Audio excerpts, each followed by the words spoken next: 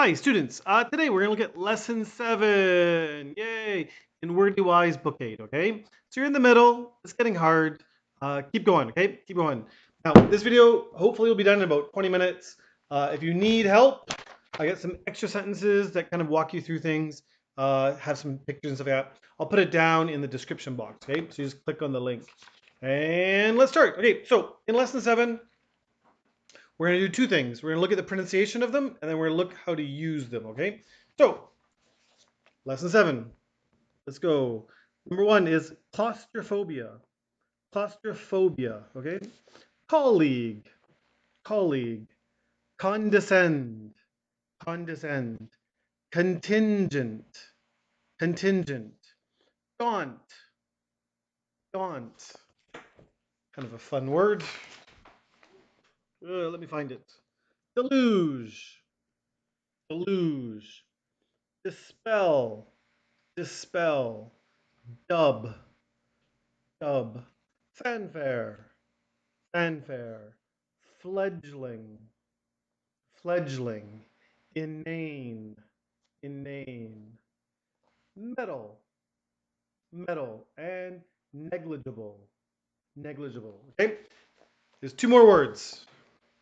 Protract and replica. Protract and replica. Okay?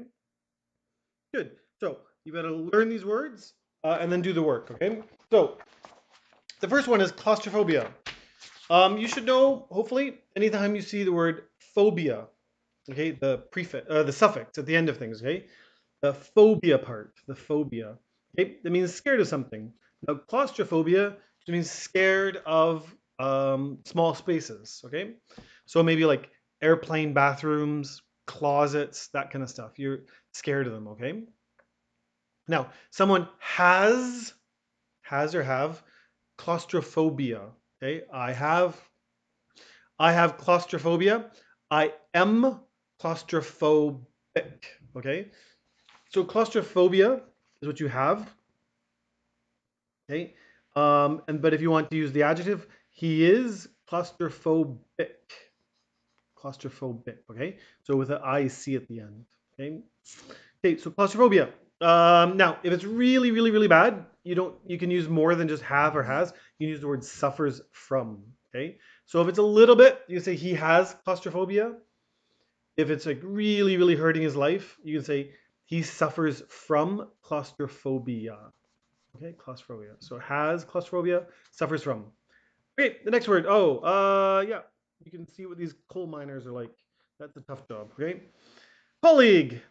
Colleague, this is someone either you work with or somebody else, okay? So it's a little bit like fellow student or something like that, okay? But colleague is just for work, okay? So my colleagues are all teachers, okay? So, but you know, your dad might have a colleague and all that kind of stuff, okay? So it's someone they work with, usually roughly on the same level. If it's somebody above them, you'd say, that's my dad's manager or my dad's boss, okay? But if it's someone on the same level, you go, hey, I know her. She's my dad's colleague, okay? So they work together. Condescend. Condescend, okay? It's similar to a word patronize. I'm not sure if you know that, but condescend and patronize are very similar, okay? Condescend is when you look down on somebody. You're like, oh, I'm so good. I drive this expensive car. Your car is so cheap. I am very condescending, the adjective, okay? Now, condescend, the verb, does have another meaning. Verb number 1 in the book, or sorry, meaning number 1 in the book. It just means that you lower yourself, okay? So, you know, maybe a famous actor has many unpopular movies. Okay, we say their movies bombed. If a movie star has many bombs, and then they have to go like maybe back to the theater and their dressing room's really small, you say he condescended to this position. Okay. Yeah, so they're not probably happy with their position now. So, but there's some sort of like lowering in respect or lowering in esteem or something. Okay, so we'll say that's very condescending. The next word is contingent. Contingent. Oh, I gotta turn the page. There. Oh, this guy is very condescending. Contingent, right? Um, Contingent is this, the first meaning usually has the word on after it, okay? It is contingent on something, something, something, okay? So maybe I'll say, I will buy your house. I'll buy your house. But it is contingent on getting money from the bank, okay? So maybe I'll sign the papers and then I'll go to the bank and I'll say, please lend me some money. And if the bank likes me, then I will buy your house, okay? So if it's contingent on something, it means that this needs to be true, and then the next thing will happen, okay? So if we say our picnic is contingent on good weather, it means if there's good weather, we will have the picnic, okay? Contingent on something. The other word for contingent, it just means that it's most likely, okay? So, or not most likely, but like possible, definitely possible, okay? So we sometimes use this one with the word plan. Okay, so this is the collocation, a contingent plan. It just means a plan like that is maybe going to happen. Okay. Yeah, plan A, plan B, that kind of stuff. Okay. The last meaning of contingent is just gonna be a large group. Okay. So often with the Olympics, we'll say, there is the Brazilian contingent, or there's the Egyptian contingent. It just means the large group of athletes from that country, okay? Yeah, yeah. Or if you have a work conference, we'll say, oh, the contingent from California is the biggest. Okay, so it just means the group that came from California, maybe went to Las Vegas. Um, they're the biggest group, okay? So it can mean like a group, a counting word, for group, okay? Daunt. Daunt just means that it makes you discouraged. It makes you kind of disappointed. So usually we use this one in the negative. We'll say that didn't daunt her.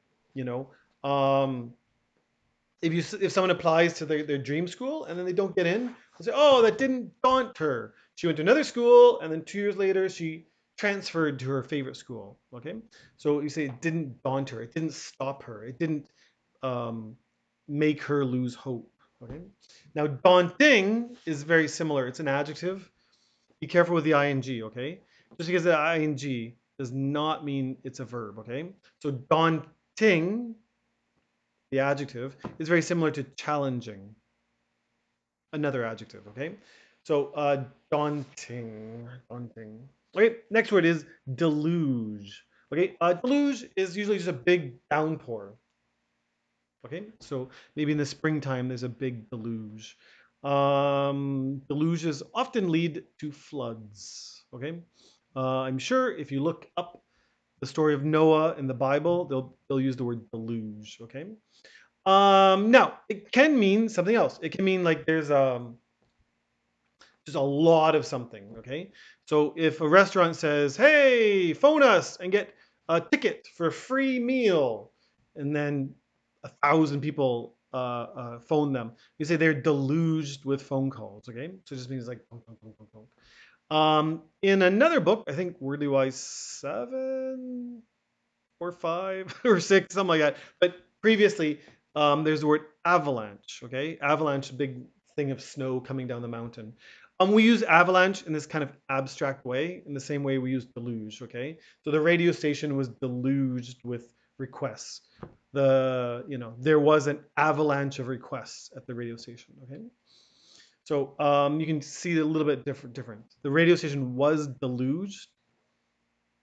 There was an avalanche of requests. Okay, so it's very similar, but make sure you know how to use them properly. Okay, so an avalanche of something, they deluged by something. Okay, next is the word dispel. Dispel is usually used with the word rumors or gossip or news or doubts. Okay, so we like to dispel the gossip, dispel the rumors, dispel the news. It means kind of like make it clear so that it's not continued. Okay, so if there's a bad rumor about you in the school, maybe you cheated on the math test or something like that. You might tell everybody, I did not cheat on the math test. I'd like to dispel that rumor right now. Okay, so it just means that you want to like clear it up, get rid of it. I think the actual meaning of dispel is like chase away, but here it means like chase away the bad rumors. Okay, instead of the rumors, you're putting in the truth. Okay, so you want to dispel something. Dub, dub, dub. Okay, um, dub. It just means nicknamed. Okay, you know he is dubbed the king of rock and roll. Elvis. Okay, Elvis. Going back a long time. He died a long time ago. So I think 1977. So he was dubbed the king of rock and roll. Yeah, but it's just like a nickname. Someone's given a nickname. You can often see it with the word by, and it will usually be in a passive sentence. Okay, you know, he was dubbed the king of rock and roll by his fans. Okay, so you often see it with the to be verb and then dubbed. He was dubbed. He is dubbed like this. Okay, they are dubbed. Nicknamed. Okay, fanfare. Fanfare. Fanfare can have two meanings. It can be like the trumpets. Maybe if the king enters the room and it's like da da da da da da. I'm not a good trumpet player, but that was okay. Probably you're like that was the worst trumpet ever. But anyways, if people the king enters the room and you hear the trumpet blast, this is called fanfare. Okay. It can also just be like if there's a new phone, you say, "Oh, the new Samsung phone is getting a lot of fanfare." It just means that like advertisements are everywhere. People are talking about it, recommending it, applauding it, all this kind of stuff. Okay, so there's like lots of discussion about it. Okay, so we say it's getting a lot of fanfare. The new phone. Fledgling, fledgling. Fledgling can be like this little bird learning to fly. Okay, birds can learn to fly pretty young. That's a fledgling. It can also mean similar to the word rookie. Okay, so a fledgling baseball player is usually a rookie baseball player. Good. We're getting there. Fledgling. Inane. Inane just means silly or kind of stupid. Oh, I want to stop this conversation. It's too inane. It just means it's like too silly for me or not a good enough one. Um, Kind of like empty of value, where there's nothing being accomplished by this conversation. So we call it inane. Yeah, and then there is the adjective. I'll show it to you. Oh, inane, inanity. Okay, inanity. So it just means silliness. Yeah. Okay. It's usually negative. If you like silliness, just call it silliness. Okay. It's usually a criticism when we use the word inane. Someone runs off. Oh, this conversation is too inane for me. It's not usually said as a compliment. Okay. So if you like silly movies, don't call them inane movies. Okay. Now, if you hate them, you can say, "Oh, this movie's too inane." Okay. So it's usually used as a criticism. I like silly movies. Okay. Mettle. Now, again, this T here, oftentimes when there's a T in the middle, it can have a D sound, okay? So I don't think many people call this one metal, but metal. Here it means like bravery. He displayed or he showed metal when he attacked, okay? When he did this brave thing. Yeah, it's usually kind of like a good fighting spirit. It's often used in a war story or something like that. Okay, you can do it as well. Someone attacked the bear. The bear was attacking children, so someone attacked the bear. Say, wow, that person showed a lot of mettle. Okay, when they did that, bravery, courage. Negligible. Negligible. It just means that something is so small, it's not worth it. Okay, it's not doing anything. If Bill Gates counts all his money and somebody else counts his money, and the difference between Bill Gates's total and second person's total is 10 cents, probably they're not going to care. Okay, because we'll just say, in the billions and billions of dollars Bill Gates has, what is 10 cents? 10 cents is negligible. It's almost nothing. Okay, two more. You're almost getting there. Protract. protract. Okay. It usually means something is like longer than. Usually it's a criticism as well, longer than needed. Okay. So we say the negotiations to buy my house are protracted. It just means that they're long. Okay. It's usually used with an ed at the end and the to be verb at the front. Okay. Is protracted, are protracted, was protracted, were protracted. Okay. So because of the airline strike, my trip was protracted. It just means that it was long. Okay, it was longer than it should have been. Okay, and then the last word is replica. Replica just means like a copy. Usually in terms of like a replica toy car. Okay, maybe this is 1/20th of the actual size of the car. There's a replica. I have a replica here of a city. This is Rome. Rome, okay, 1,700 years ago. So it's a replica of it. Maybe it's in a museum or something like that. Okay. So yeah, it can be really cool to look at and see. Okay. Okay. So you got to know these words. Do your best with all of them. You can see this one. This picture is claustrophobic.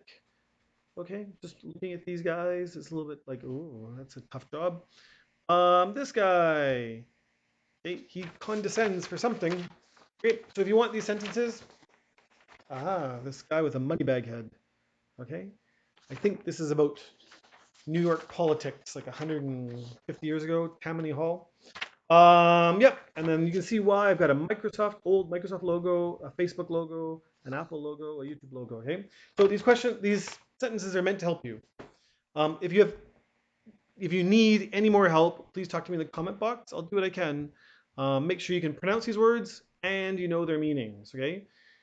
Even beyond that, you got to be able to use them. Take care. Bye bye.